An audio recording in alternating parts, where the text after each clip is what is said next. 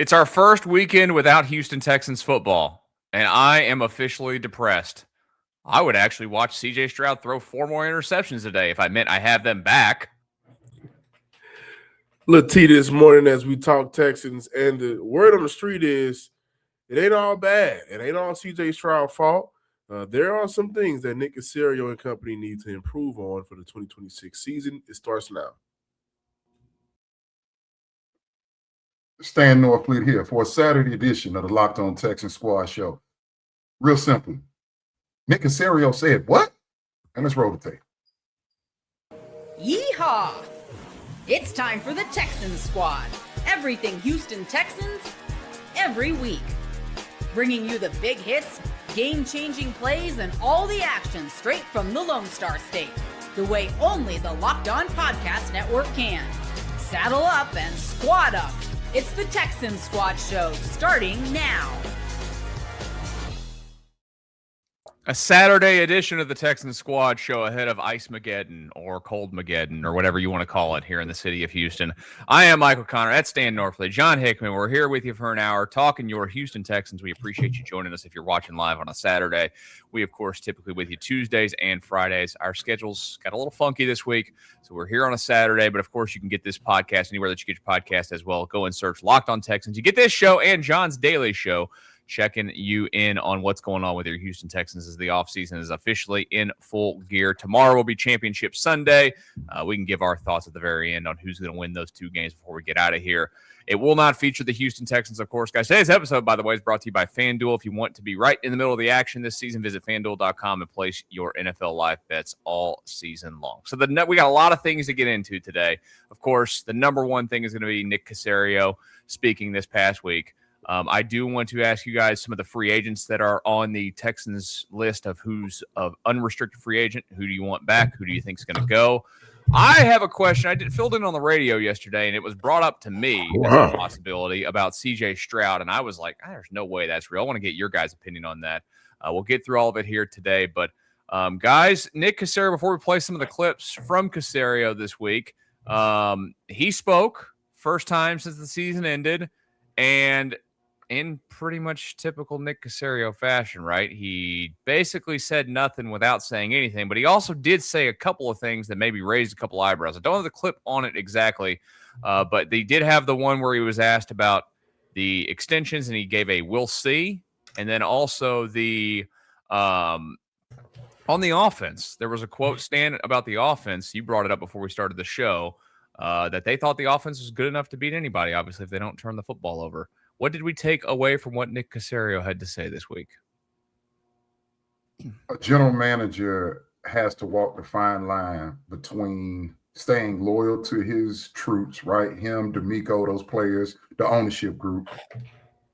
But then he knows that in today's technologically savvy fan, there's only so much line you can do. And I felt like the presser the other day, it got away from him. And Caserio started to revert back to some of that stuff that Belichick and them used to try and get away with. And even, and shout out to my man, Jonathan M. Alexander of the Houston Chronicle. He pushed Caserio on it. The brother does great work, by the way. And Caserio got frustrated, like, how dare you have the audacity to ask me about this offense? Because your offense was butt. The red zone still hadn't been fixed 3 years in. Third down still hadn't been fixed 3 years in. And I get it. It's the first year of a new play caller. But who hired the play caller? Why is this now the second time we're dealing with a first-time guy? Caserio, you've had 7 draft selections on the offensive line. Ariante Ursary is the only one that's playing remotely decent. Like, for him to say, all we got to do is not turn the ball over and everything is okay. Caserio, you paid Joe Mixon, what, $20 million this year? Whatever Joe Mixon got paid this year? And you act like we were wrong for asking about him. Like, I don't think it was that much, but it was over 10, I believe. Whatever, man. Again, maybe the 20 was a stretch, but my overall point is, if the Houston Texans are naive enough to believe that we believe that they believe that offense is good enough to go win football games at the highest level, then we're in trouble. I just didn't like I didn't like what he said, and I didn't like how he said it. Nothing new. John, did you like anything he said? By the way, Mixon was a $10.5 I didn't like million that part. cap hit. Oh, okay. No, from Caserio, excuse me. That's nothing new under the sun with him. Like everything that we saw, was it Wednesday? Wednesday morning. We pretty much see that every time we hear from Nick Caserio in the press conference. He's more lively and more in depth whenever he does Texans radio or 610 radio. So I think Flagship station. Yeah, the flagship station. So I think that's where we get more of Nick Caserio. I like the accountability from the general manager of essentially saying we don't have these turnovers. It's a different ball game, and 4 of the 5 turnovers came from one man. That said, I didn't like when Jonathan Alexander asked him the question. I didn't like that he pivoted to it's not about one guy. Well, you just mentioned the turnovers, and the turnovers being the reason why you didn't win the game. But then you pivot back and say, well, it's not about one guy. And I think that question actually was asked by Kim Davis in regards to development, either between Jonathan Alexander or Kim Davis. My point being is, shout out Kim. Shout out to Miss Kim Davis. My point being is, it is absolutely about one guy. Because the team is put together, half of the team is put together pretty well. The defense, Stan, you brought it up. How many resources have been sunken into the defensive side of the ball? But not only that, you look at the defensive side of the ball. Look at the coaches that got over there. Dino Vasso, he's had a successful unit at cornerback. And at times he's had to work with guys that are just, in some situations, may not be in the league. Raw Wright and his D-line. The growth from the linebacker. I can't think of the linebacker's coach right now, but like they have their coaches on the defensive side of the ball. They've been able to develop their players. So when we talk about and ask about CJ Stroud and hear things like it's not about one player, where that one player had 7 turnovers in 2 games, and it may be more. That one player 7 had to deal with lack of offensive line help, consistency over the last 2 seasons.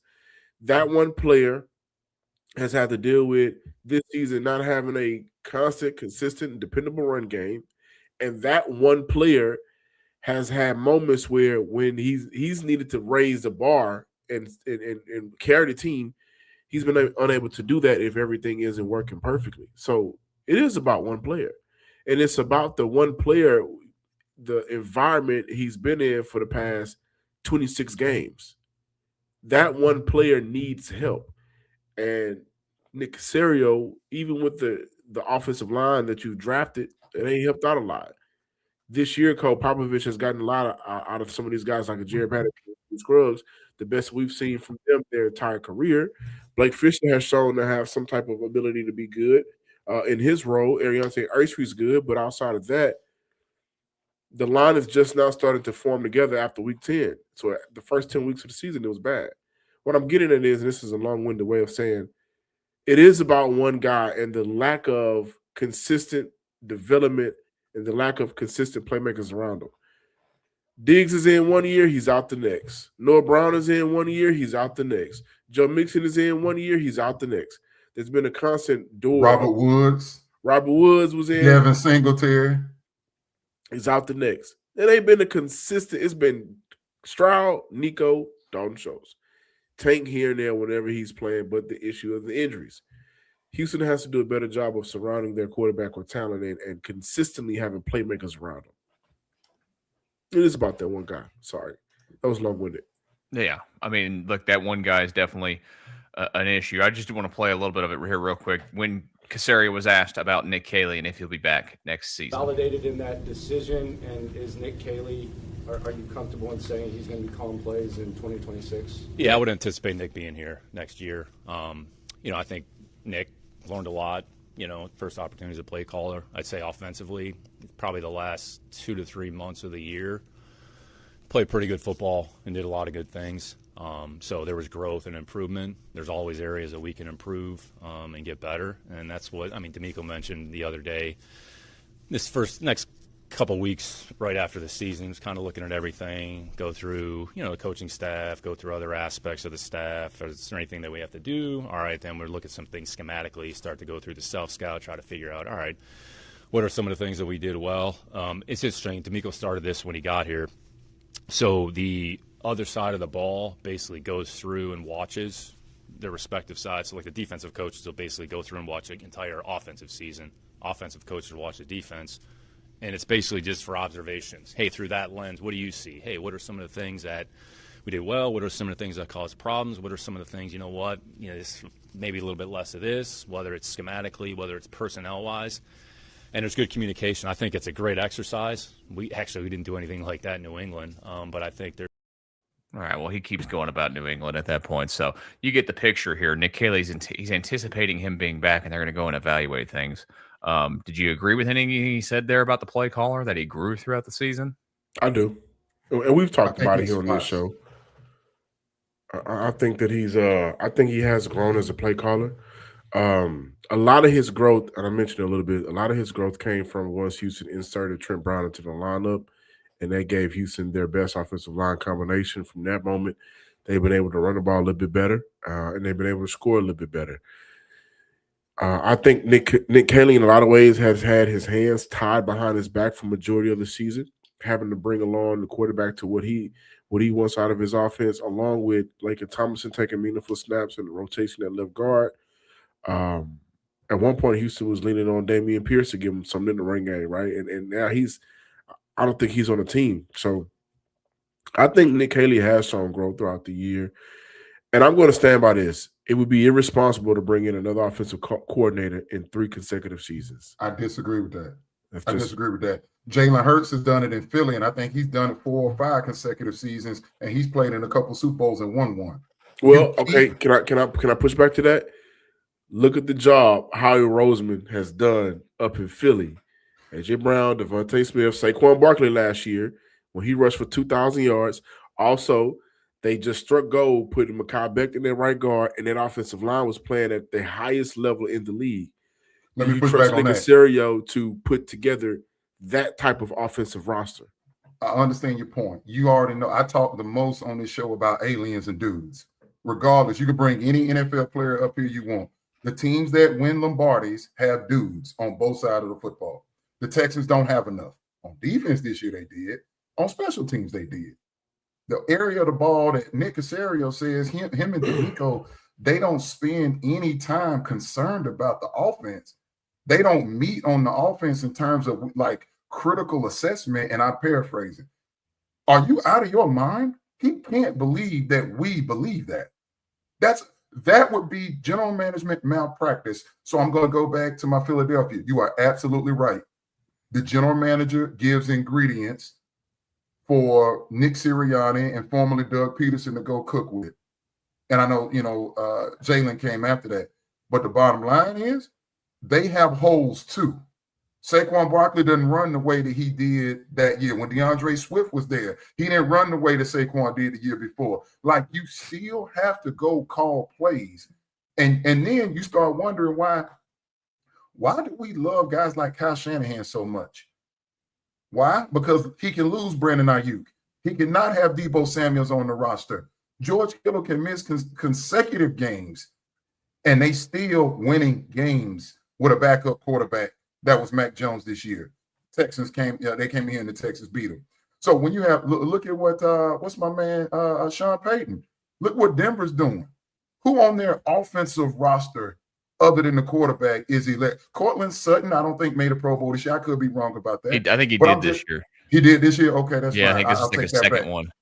He's not a perennial Pro Bowl player is my point. He's not a guy that's going to, even though he's an excellent player, and that's cool.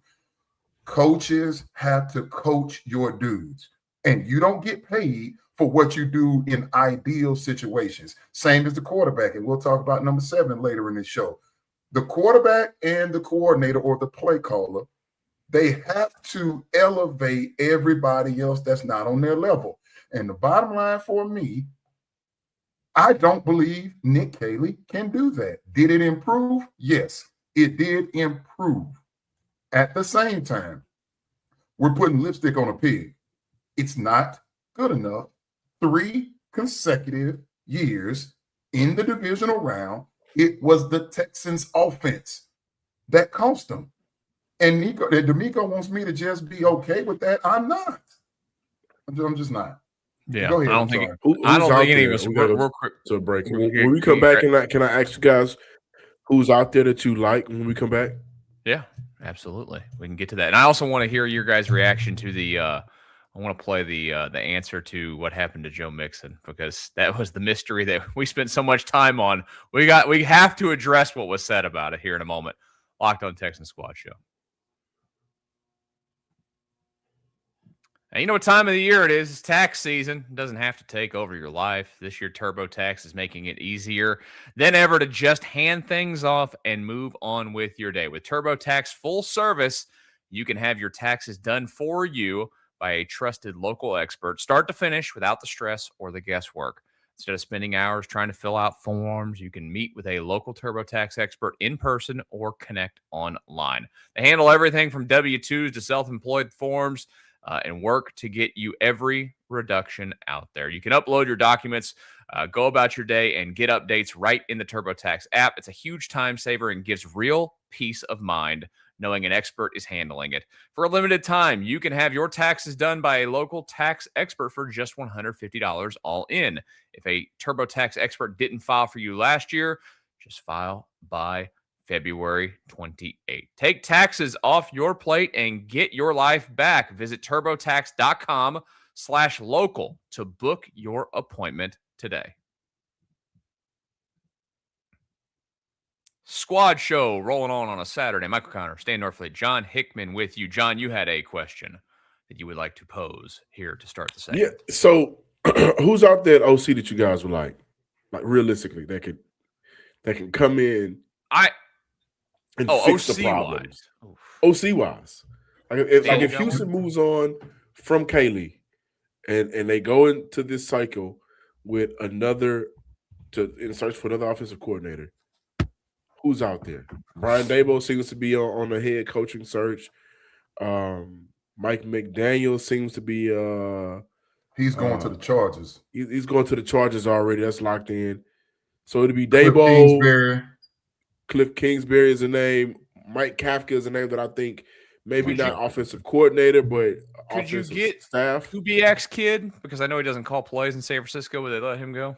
Clay? He was Clint? Clay. No, Clint is in San Francisco, but he obviously didn't call the play. He's the OC there, but doesn't call the plays. I think we're asking the wrong question. The wrong question is not who can you get right now. The question is, had they decided to make the move, who would have wanted to call plays knowing that they have a franchise quarterback in CJ Stroud, regardless of the Eels in the 2 playoff games, and that defense? Who could they have gotten if they had pressed the button in real time? Not who's left. And I don't know. I don't know who D'Amico likes. I don't. Go ahead.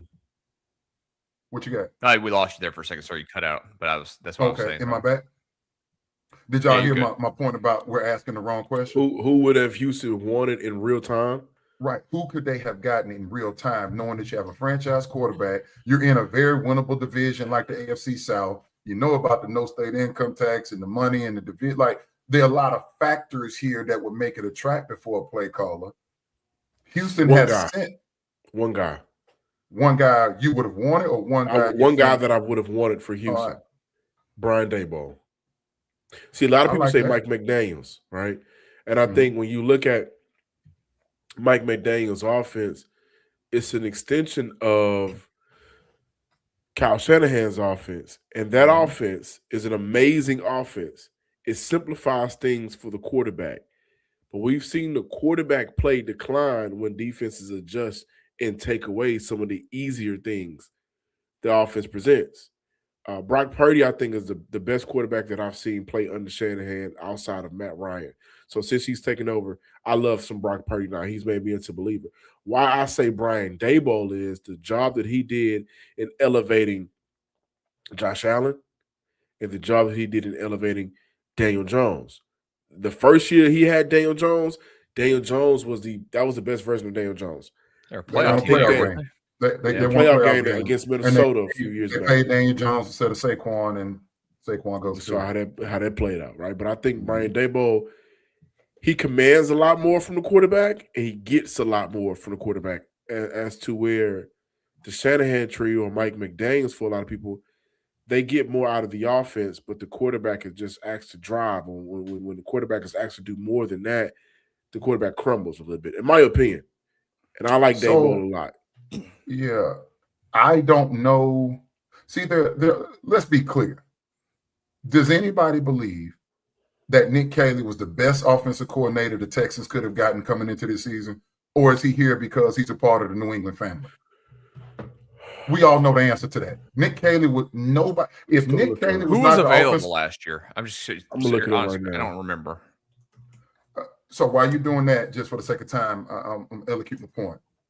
I'm not saying Nick Caserio didn't deserve a chance for someone. It's the same thing I said in real time.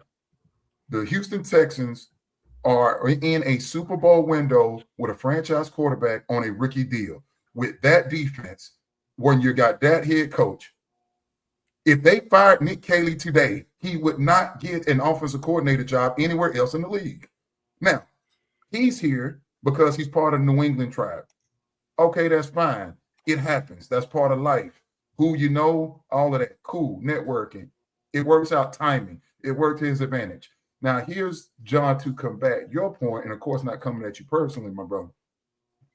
We've seen the best CJ Stroud in a Kyle Shanahan offense when it was headed up by Bobby Slowick.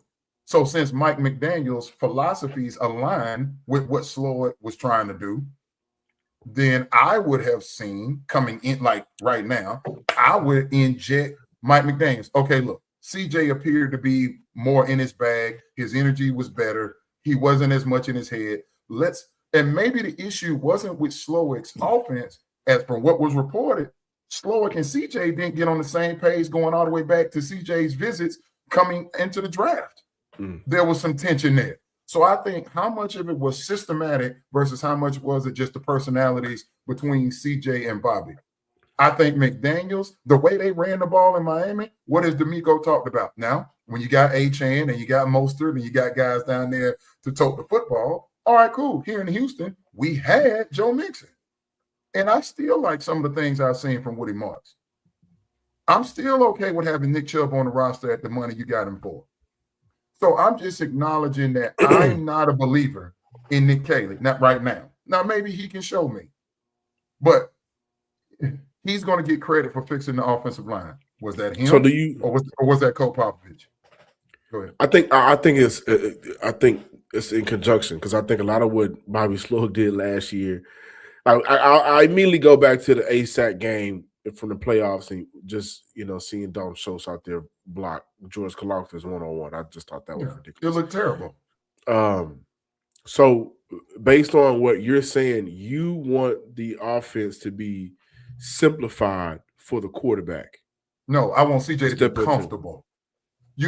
So think about the games. I'm sorry I'm cutting you short, but I just want to this is a great conversation, I think, because I think that's the difference between Mike McDaniels and Brian Daboll. Sure, I got you. Here's what I'm saying to you. You got it. I can't dispute that Daboll has had more success with quarterbacks. He's got more quarterbacks on his resume that have played extremely well. That is a point check for John. Here's the point that I say. We don't have those other quarterbacks. I got CJ Stroud. So when have we all seen CJ Stroud ball the hardest? When have we seen his energy be the best? When have we seen him playing like the CJ Stroud you took number 2 overall out of Ohio State? When he was throwing that thing all over the park in that rookie season. So the system works, and they were doing that with Devin Singletary running back. Imagine if you can keep that same offense or that same energy, and now you get a different personality in there at Mike McDaniels that maybe has some different ideas, a few more wrinkles. And now Mike McDaniels is in the shadow. D'Amico's still the man. Caserio's still shopping for the groceries. But collectively, that brain trust gives me more juice. Mike McDaniels has done it at a higher level for longer. So I trust him more. Now, yeah, it didn't work in Miami. You know, they invested in Tua. Some guys got hurt. Tyreek got banged up. That defense is abysmal. Okay, fine. But can you imagine? I'm thinking about CJ's comfortability. That means the most to me. And you know what I think? I'm looking at CJ's development and growth. And also, when you get into draft season or free agency season, but specifically draft season, we've seen, whether we go back to the Hard Knocks on HBO, we've seen Brian Daboll's offensive input and how it is panned out for the betterment of a team. So I look at drafting neighbors. All right. I look at trading back up for Dart. I look at some of these things that he's implemented offensively from just an offensive mind standpoint as something that could benefit the Houston Texans front office when they get into draft season. And also when I look at what the issues have been for CJ Stroud in terms of development, just that fieriness that I think CJ Stroud needs. Somebody that's going to hold him accountable as a coach and grow him as a quarterback. We've gotten too far away from the development of a quarterback, and it's been solely focused on the development of the offense, and that has hurt franchises. And I think CJ Stroud is still a talented young quarterback. I think that it'll behoove Houston to bring somebody that could challenge him to grow. And that's where I've seen the biggest difference out of Nick Caserio once they got to week 10 and moving forward when Trent Brown was inserted into the offense. That's why I'm a fan of him. Do we think we're coddling too much here? Because I hear all these things. Brian Daboll Coddling is great. And I say that because is that an issue here with this? And I ask this genuinely: is this an issue with the Texans organization because of their history? They're coming off the Deshaun saga, obviously, that was a mess. Who was represented by David Mulugheta, who also represents CJ Stroud. And do they not want to get into a world where they get into a giant pissing match, for a lack of a better way to describe it, with this agent and one of his quarterbacks again? Like, is that all part of the story here? What Deshaun meant and did for the city of Houston, completely different than what CJ Stroud did and means to the city of Houston. So Watson had the leverage. I don't think Stroud has the leverage. Granted, he's won more playoff games. I think he has one more playoff game win over Deshaun. But from a pure quarterback standpoint, Deshaun was everything. And I think he held the advantage and leverage in that, conversation back then compared to now where there's 7 turnovers in 2 playoff games. Deshaun never did that. I think people are missing the boat on this whole, as we pivot into CJ. I'm going to answer your question directly, MC. The term coddling, what's the difference in that and we're going to be player-centric? And the Texans have told us in the DeMeco Ryans era. That's true. We think about the full player in person. If it was collegiately, we would say we care more about the student athlete, or we care as much about them as we do the result. So over there in NRG, they're doing both. Okay, CJ's a good guy. We know that. Now, none of us are concerned about CJ off the field. Now, we say the same thing about D. Watt 4. Different conversation. That's that man's path and road he traveled. This is CJ's road he's traveling. But if I shy away from having a personality to come confront CJ, because I think that's what Bobby Slowick did. And CJ didn't respond well to it over time. Mike McDaniels doesn't strike me as a guy with a alpha type mentality and presentation. He doesn't give me that type of charisma. So, like, the organization must know the type of personality they have at the trigger man position. I don't think you have to be, breathing fire and cussing folks out at the quarterback position to win games. Now, you got to have some of that at certain times. Going back to the lollygagging comment, and I think CJ, in his own way, let it be known. Like, hey, man, I'm not happy with how this is moving. But I think at contract time, you bring in David Mulugheta, MC, I went and did some homework. CJ Stroud has won 3 playoff games in 3 years. He's played in 6. His 6 playoff games that he's played in are more than everybody except Dak Prescott and Purdy. Oh, but he has a 3-3 win-loss ratio in those postseason games. That's more wins. That's 1 more win than Dak, 2 more wins than Trevor, 2 more wins than Jordan Love. That's 3 more wins than Tua. Brock Purdy has 2 more wins, and Justin Herbert hadn't won a playoff game yet. So wait a minute. I got 2 divisions. I got 2 divisions under my belt in 3 years. I've got more wins as a starting quarterback through their first 3 years of any quarterback not named John Elway since the Super Bowl era in the history of this league. And people are questioning if I'm a franchise quarterback. I had a bad 2 games back to back. We won 1 and we lost 1. Like when you start, and those names, the Dak, the Trevor, the Tua, the Purdy, the Herbert, all of those men are averaging between 53 and 60 million per year. CJ Stroud, with his current body of work, knowing that offensive line looks like that, no Joe Mixon this year. Nico didn't play on Sunday. Knowing Tank Dale hadn't played for real in a season and a half. Knowing I've had 2 offensive coordinators. Knowing I've got a defensive minded head coach. All of those things added up. Knowing where the franchise was when I got under the center. Do we remember how much of a laughingstock this organization was before 7 showed up? That, when you don't have to worry about me in the clubs of Houston, when you don't have to worry about me embarrassing the organization on or off the field, all of that costs money, and David Morgetta knows it. So I believe.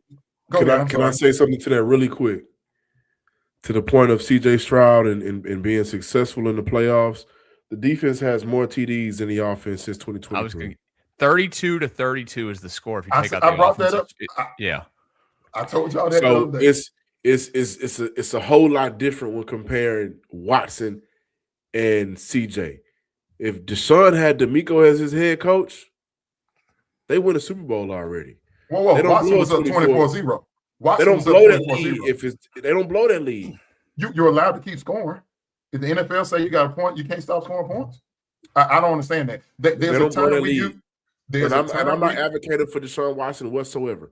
I'm just pointing out the fact that the franchise quarterback, which I still think CJ Stroud can be, and it is currently, it's different when you get to the postseason.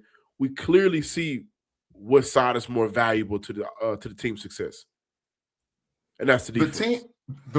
Are you saying for the Texans or for the league? Because the league is showing you it's about scoring points. And for the league. I mean, the talking point for Houston all year when they became the media darling, and we heard them for 2.5 months on ESPN and Fox Sports. They didn't talk about the offense. They talked about how that's the scariest team in the NFL because of their defense. So that's good for the league. The 4 teams that are playing this week, this Sunday, they are in the top 7 in points per game offense. Okay, go look at the points per game on defense. Seattle's number 1. Seattle's up there. Denver's up there. New England's number 5. Denver Broncos was the top defense in the NFL this season. The 2 dudes that are the finalists to win the Super Bowl, to win the MVP, Stafford and Drake May, are playing this weekend. When the Philadelphia Eagles won the Super Bowl, they could play defense and they could play offense. When Patty Mahomes was running through winning his Super Bowl MVPs, it was mostly their offense. This is an offense-driven league. It was always, and I know I'm sorry, MC. Last point, I promise. I said that from the word go when I saw how they assembled this team in training camp. They put all their marbles, how the Texans were built. The Texans believe that you can go win a Super Bowl based on your defense. And I told you all, they have gone about this schematically incorrectly. They should be putting more emphasis on the offense. And this is where we are right now. To that point, Seattle number 1 points per game, Houston number 2 points per game, Denver number 3 points per game, New England number 4 points per game, LA number 10 points per game, all on the defensive side of the ball. You have to do playoffs. You got to I understand what you're saying, but this is the playoffs where that the defense for all of those teams in some form or fashion has made statements. Whoa. How did the Texans then surrender 17.2 points per game, 17.4 points per game in the regular season, and then Drake May just hung 21 on them? I know CJ gave up the pick 6. So if it's about defense, then where was the championship defense in those moments? It did not do enough. I got to grab a quick timeout. We can continue our discussion. And I have a question, CJ Stroud-wise, for both of you here in a brief moment. Locked on Texans Squad show. NFL season is starting to wind down, but guess what? There's still nothing like being at the game, the crowd noise, the energy, and cheering alongside of other fans. Watching at home is great, but being in the stadium hits different. Frustrating part has always been getting tickets, waiting in queues, dealing with logins, and watching prices change right at checkout. That's why the Gametime app gives the advantage back to the fans. It's the hack for unlocking amazing NFL tickets and experiences in just a few taps. You can pull that app up right now. It's incredibly intuitive. Browsing, comparing, and buying tickets takes just minutes now. One of my favorite features of this app is being able to view your seat before buying, so there's no surprises. It's fantastic. Take the guesswork out of buying NFL tickets at Gametime. Download the Gametime app, create an account, and use code LOCKEDONNFL. That's LOCKEDON NFL for $20 off your first purchase. Terms apply. Again, create an account and redeem code LOCKEDONNFL for $20 off. Download the Gametime app today and get back to being there live. It's going to be a busy offseason for the Houston Texans. We, of course, will be here with you for all of it on the Locked On Texans Squad Show. Michael Conner, Stan Norfleet, and John Hickman. Guys, I filled in on the radio yesterday afternoon, and we were talking.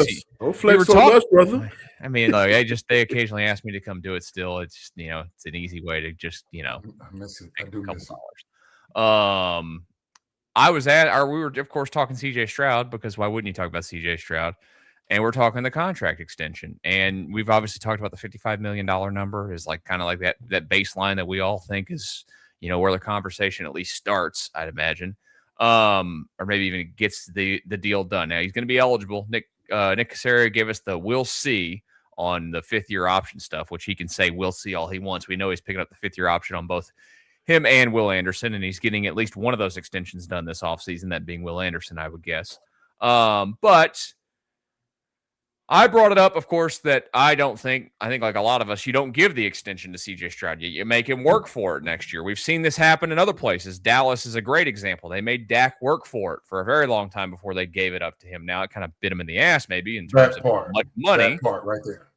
But my question is, okay, if you're in a spot where you want to do it, and maybe it's in a comfortable spot where you at least have the conversations, do we think that there's any ounce, and I brought up Mulugeta earlier because that was brought up in part of this, do we think there's any chance at all that if the Texans tell CJ, we don't want to do a contract extension this offseason, we want to wait, we're not interested in talking about it right now, that he sits out stuff in the offseason? Do you think that's even a possibility? No. That's my thought. Season? For the 26th season? Yeah, sitting out off-season workouts, not showing up, holding in whatever, not participating. No, that'll make it easier for Houston to look to move on from him. I think so. No, they're not doing. Listen, no. If MC said if Houston elects to pick up his fifth-year option, doesn't elect. Do we see? It does, but doesn't do it. If they pick up the fifth-year option. Oh, if they pick up the fifth-year option, he'll be here on time. Yes. That's what. If he decides to sit out after those two games, it'll be easier for Houston to say, well, we did the right decision. We're not in a financial hole or commitment, and we can look to move on. CJ Stroud has some PR improvement to do in terms of pure football.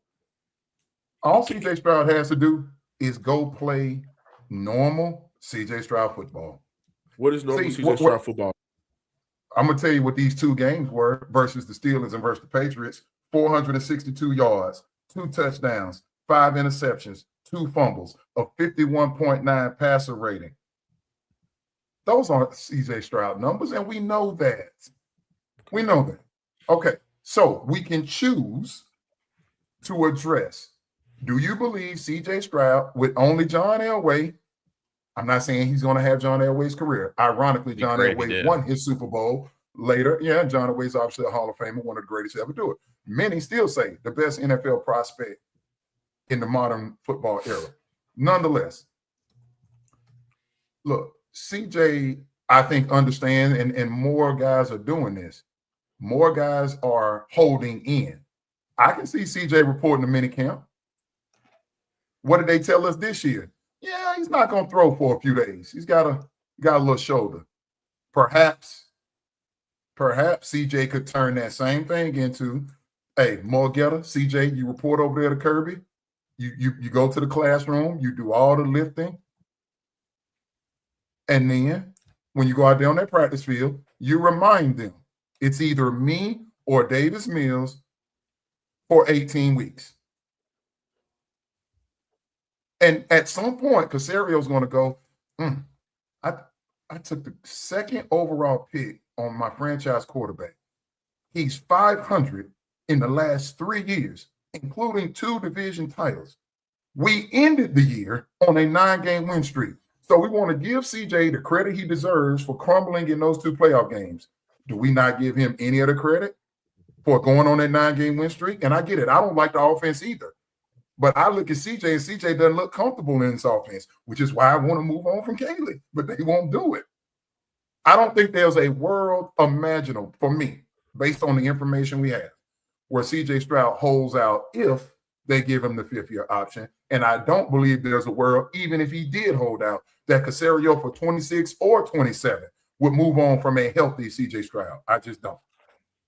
Would you guys at all consider going down the Dallas route of just making it play out and then, using that franchise tag if you had to? That's years down the road now, but doesn't that loom still here?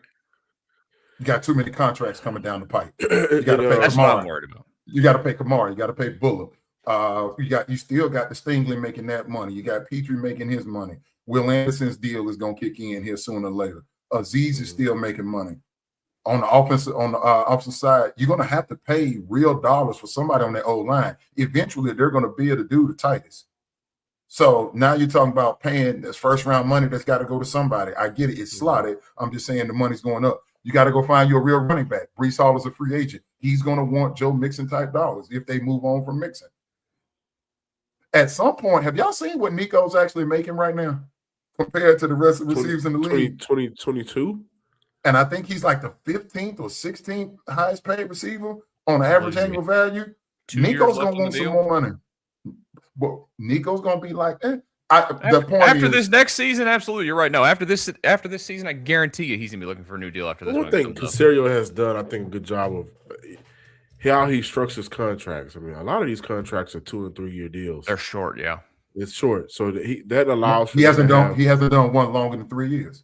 I think Stingley got the 3, but the max dollars, right? It was guaranteed next season, I believe. Yeah. So I mean, he's kind of prepared for this in a way. I just think it'd be smart for Houston to pick up their 5th-year option for 2027, which would be around $26 million, because that still would that still allows for Houston to have some money to disperse on the offensive side of the ball, right? To use those resources wisely. Hopefully they do, to go out and maybe give CJ that last stretch of we're putting all of our resources on that side of the ball for you. And then after that, you look at the franchise tag, or you look at signing him to a long-term deal. But I just think the next 2 years for Houston, it'd be smart for them to find and figure out ways to save money or to get money to put on the offensive side of the ball. And I think they could benefit from that in 2027. But I see the dilemma of waiting too late, and now you could potentially go without a quarterback. But a lot of times we see those quarterback deals get done regardless if they pick up the 5th-year option and franchise tag them.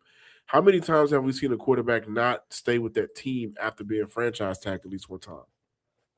So it rarely happens, but here's how the formula works. The first 4 years of a first round, all of them, regardless of position, is guaranteed dollars. Then wasn't Kirk Cousins the only guy that left after their? Kirk Cousins was not a first round pick. He was drafted in the fourth or fifth. I was saying, wasn't he franchised and then he moved on after that? He was franchised twice and then slid, and that's how he got his money. So Kirk bet on himself. Here's where the Texans. So for anybody, right? You got those first 4 guaranteed deals. They only owe Stroud for the next year. I think it's $6 million all in, actual cash hit. The 5th-year option is 25, almost 26 million. They have until May to exercise if they're going to do that or not. All right. The problem you have is not only putting a player in a position where he's got to bet on himself. Now he's PO'd with the organization.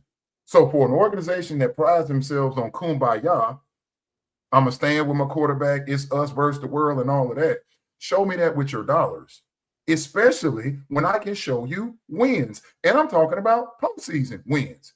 The bottom line, how CJ played versus Steelers, they still won. Now, clearly, they won in spite of him, but he was still the dude to help get him there.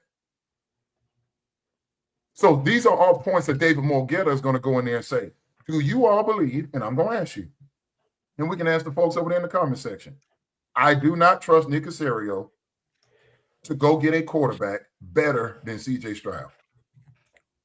And you know why I know that? You know why I know that? Because Miami didn't do it. Arizona didn't do it. The Green Bay Packers didn't do it. The the Los Angeles Chargers didn't do it. all the time. The Dallas Cowboys. The Dallas Cowboys, Jerry is scared to death that he has to go back to life before Tony Romo. The Cleveland Browns can't do it. They perennially get top 5 picks, top 3 picks, and they can't find a quarterback. CJ Stroud has the majority. I'm not going to say all. CJ Stroud has the majority of the leverage even after the 2025 playoffs, and David Morgetta knows it. CJ Stroud is going to be here a very long time.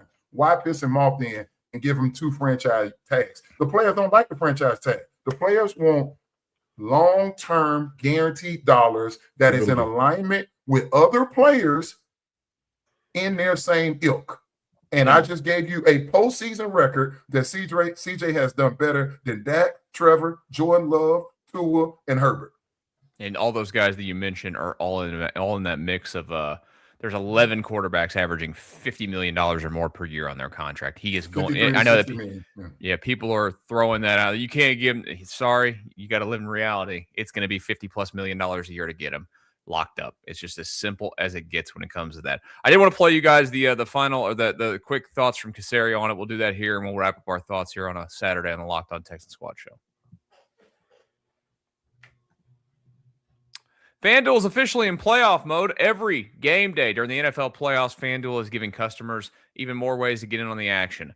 Because right now, every NFL playoff game day, FanDuel users get a profit boost pack waiting for them inside the app. Each game day, you'll see a pack loaded with multiple profit boosts you can apply to the bets you like most. You open up that app, profit boost pack is the first thing on game day, and you see what boost you want to apply. These boosts let you lean into the game day instincts, whether you're backing momentum, defense, quarterback play, or coaching.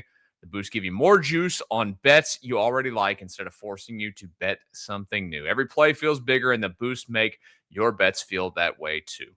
You make your picks and then apply the profit boost to go after even bigger payouts while the playoffs get rolling. So visit FanDuel.com, an official sports book partner of the NFL, and grab your profit boost pack every NFL playoff game day. Starting to wrap things up here on the Locked On Texans Squad show. Michael Connor, Stan Norfleet, and John Hickman. Guys, I did want to give you real quick. Caserio was asked if the 2 playoff games would affect a contract extension for CJ Stroud, and here was his answer. All a part of it. Yeah, look, if we want to go game by game, like we don't win a Kansas City game without CJ Stroud.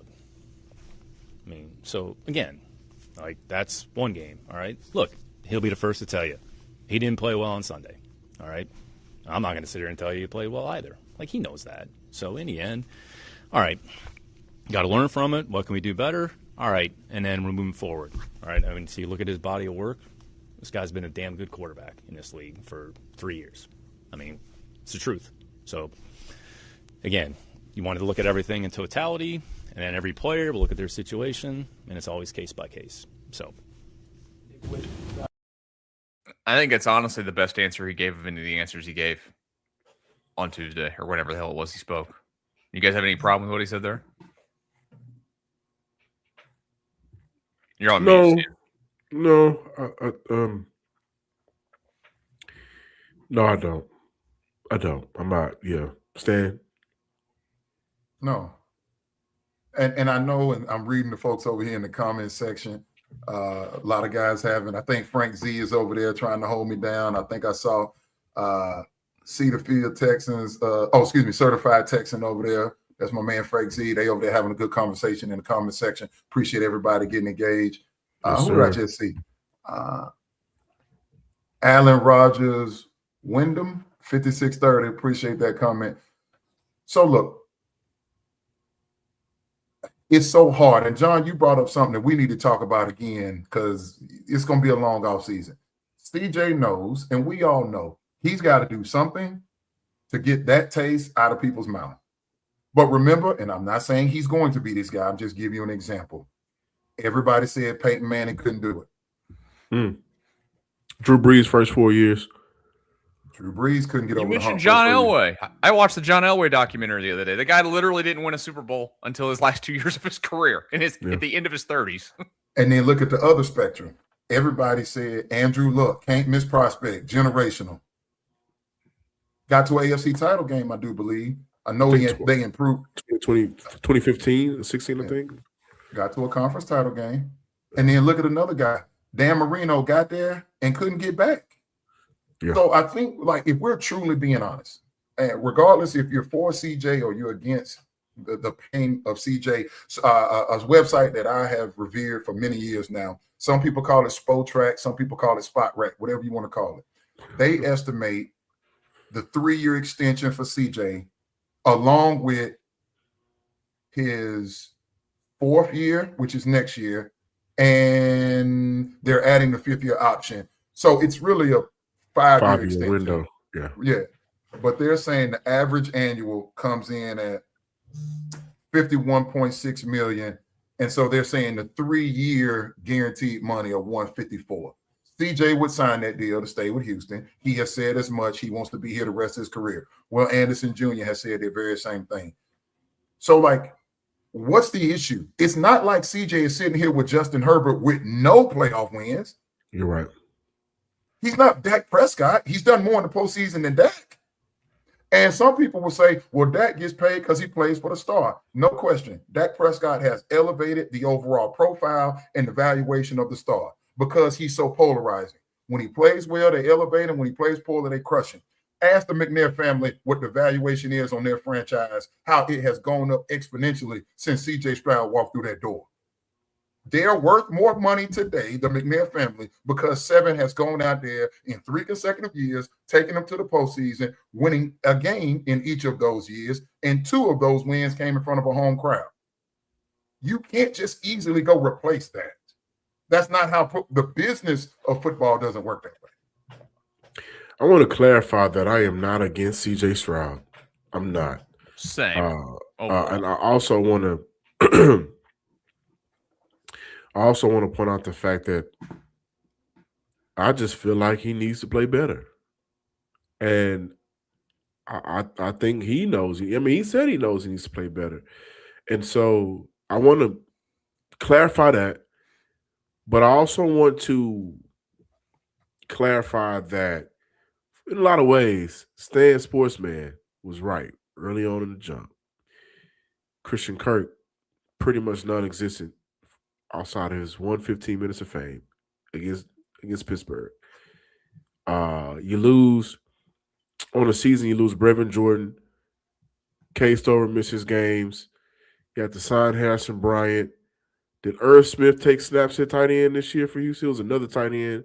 Essentially what I'm saying is there was not a break for Dalton Schultz, and he performed well. It was Nico Collins, and it was the rest of the guys in their receiver room just trying to figure it out. It was Laken Tomlinson, Juice Scruggs, Jared Patterson, and finally Titus Howard. What's the guard that played for like 10 snaps, then got yanked off the field and released the following week?